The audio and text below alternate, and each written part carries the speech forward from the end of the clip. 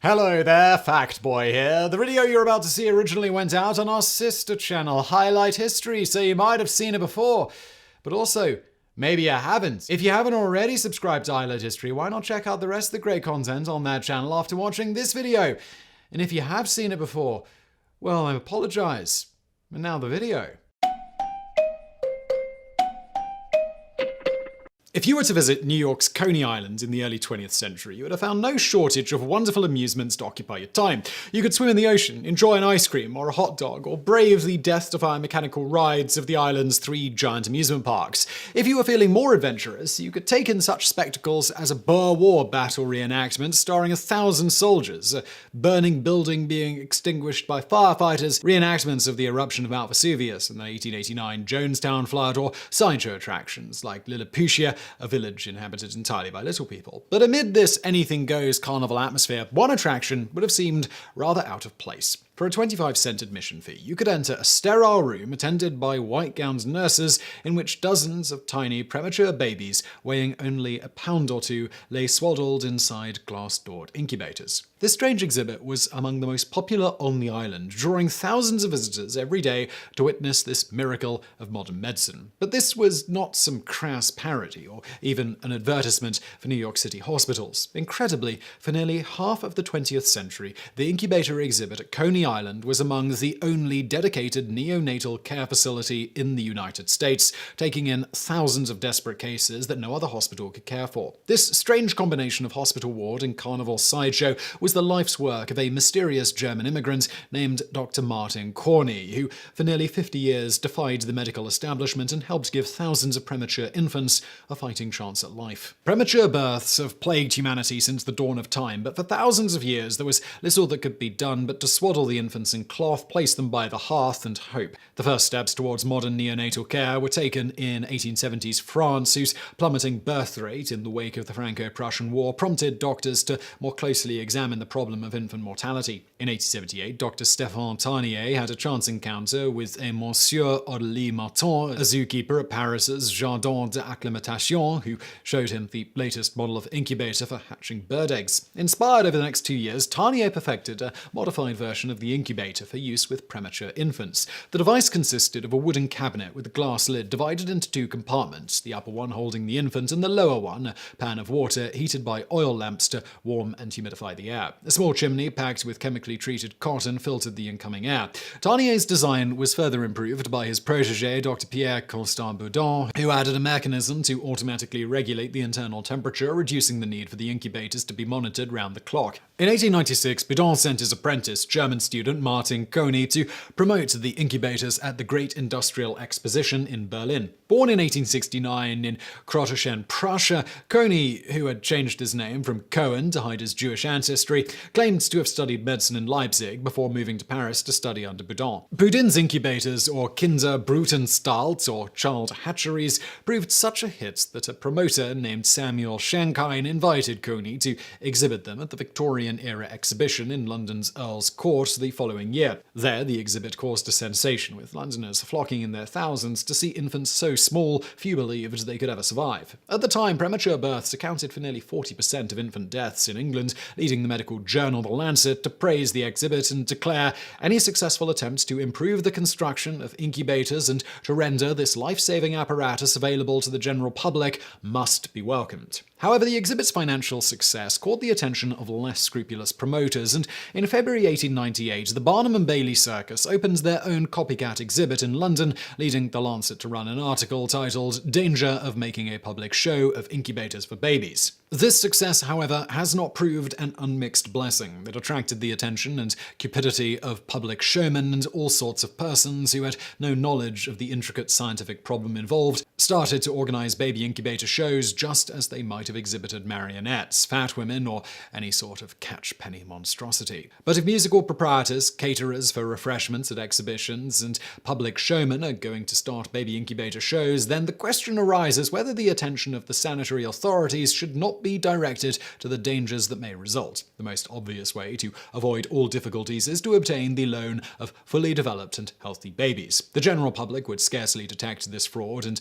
these shows might easily generate into a disguised form of baby farming. But while the medical authorities saw only the potential for baby snatching and mistreatment, Coney saw in the Earl's Court exhibition a workable, if unorthodox, model for promoting the use of incubators. Though over 400 babies were admitted to the exhibit over the course of the exhibition, none of the mothers had been charged a single penny, admission fees from the curious public being more than sufficient to cover expenses. It was a system that would serve Coney in his tiny wards well for the next 50 years. Believing that Americans would take to the sideshow format even better than the British, in 1898 Coney emigrated to the United States and took his incubator show on the road, first setting up a shop in a county fair midway in Omaha, Nebraska. While Coney's exhibit, tucked between a Wild West show and a camel ride, failed to attract the attention he had hoped for, the experience allowed him to perfect the system of care he would later become famous for. In contrast to the carnival atmosphere surrounding him, Coney ran the incubator exhibit with obsessive care and military discipline, ensuring that every surface was kept sparkling and sterile and dressing his employees in starched white hospital uniforms. A staff of nurses, physicians, and wet nurses to feed the babies lived permanently on site, with Coney even hiring a cook to make nutritious meals for the wet nurses to keep their milk as healthy as possible. If a nurse was caught smoking, drinking alcohol, or even indulging in a hot dog or a soda, she would be summarily fired. Infant care was similarly regimented. Upon admission, each baby was given a bath and a small dose of brandy, swaddled with a pink or blue ribbon, then placed on display. Throughout their stay, they received round-the-clock care, being fed by the wet nurses every 2 hours. Despite his insistence on cleanliness and order, Coney still had something of the showman about him, instructing his staff to swaddle the infants in clothes several sizes too large to emphasize how small they were. One of his nurses, Mrs. Louise Recht, would often show off to visitors by slipping her diamond wedding ring over the infant's wrists. Coney's approach was unorthodox in other ways as well. While most physicians recommended keeping premature infants isolated for fear of infection, Coney encouraged his nurses to hug and kiss their wards, believing contact and affection would help them thrive. Coney's next ports of call were the 1901 Pan American Exposition in Buffalo, New York, and the 1904 St. Louis World Fair. The year before, he married one of his nurses, Annabelle May Segner, and in 1907, their first child, Hildegard, was born prematurely and had to be nursed back to health in one of Coney's incubators. The incident spurred Coney to continue his work, and later in life, Hildegard would train as a nurse and join her father's business. By this time, Coney's incubator sideshows had finally caught on, and he was fast becoming a very wealthy man. Indeed, the daily cost of caring for each baby at the St. Louis Fair was around $15, equivalent to $405 in today's money, yet the exhibit never had any difficulty covering expenses. By 1903, Coney had made enough money to establish permanent exhibits at the Luna Park and Dreamland amusement parks on Coney Island, while in 1905 he built another in Atlantic City. But while the public couldn't get enough of Coney's tiny babies, the medical establishment was rather more skeptical. In 1904, large numbers of infants died at a rival incubator show at the 1904 World's Fair, while in 1911 the Dreamland amusement park burned to the ground. While the infants in the incubator exhibit were saved from the flames, the incident prompted the president of the New York Society for the Prevention of Cruelty to Children to declare that infant care should only be performed in hospitals. While Coney wholeheartedly agreed, despite his best efforts, incubators and neonatal care was slow to catch on in the United States. Part of the problem was a simple lack of resources with which to provide premature infants with round-the-clock care. As journalist A.G. Liebing wrote in 1939, "There are not enough doctors and nurses experienced in this field to go around. Care of prematures as private patients is hideously expensive. $6 a day for mother's milk, rental of an incubator in a hospital room, oxygen several visits a day by a physician, and $15 a day for 3 shifts of nurses." Coney's work was also tainted by his lack of professional qualifications. While he often styled himself as a doctor, there is little evidence that Coney actually obtained a medical degree. This led many medical professionals to dismiss him as little more than a carnival showman and a charlatan. But there was another, more sinister reason for the lack of interest in incubators: eugenics. The eugenics movement, which sought to improve society through a program of selective breeding and the sterilization or extermination of those deemed genetically inferior, saw premature infants as weaklings and runts not worth saving. So pervasive was this attitude in American society that in 1917, Chicago doctor Harry Hazelden produced a film titled The Black Stork, arguing for the euthanasia of defective children, and Better Babies contests awarding gold ribbons to the fittest-looking children were often held next door to Coney's incubator exhibit. exhibits. The eugenics movement disgusted Coney, who, when challenged by critics, would often rattle off a long list of historical figures who were born prematurely but went on to accomplish great things, including Mark Twain, Napoleon Bonaparte, Victor Hugo, Charles Darwin, and Sir Isaac Newton.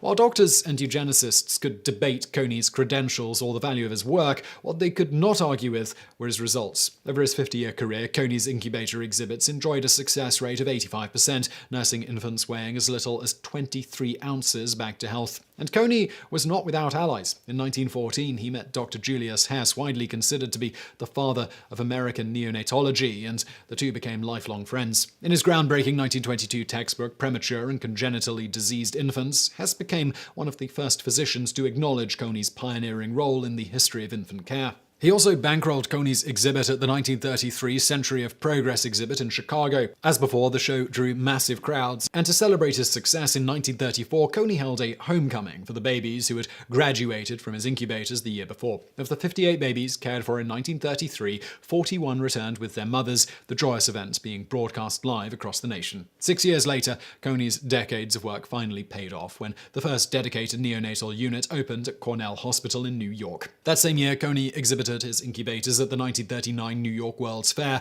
but unlike previous years, the high operating costs nearly bankrupted him, and he was forced to start winding down his permanent exhibits. In 1943, after 40 years of operation, the incubator exhibits at Coney Island and Atlantic City closed their doors for the last time.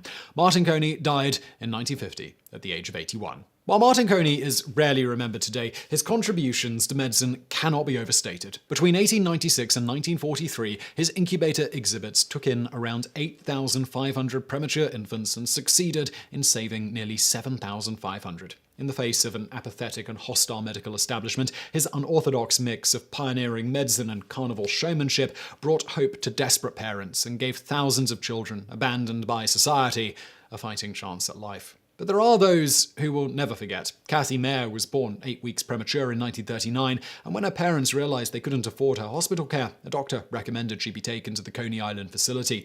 In a 2016 interview, the now 77-year-old Mayer recalled, "I was a sickly baby. If it wasn't for Coney, I wouldn't be here today, and neither would my 4 children and 5 grandchildren. We have so much to thank him for."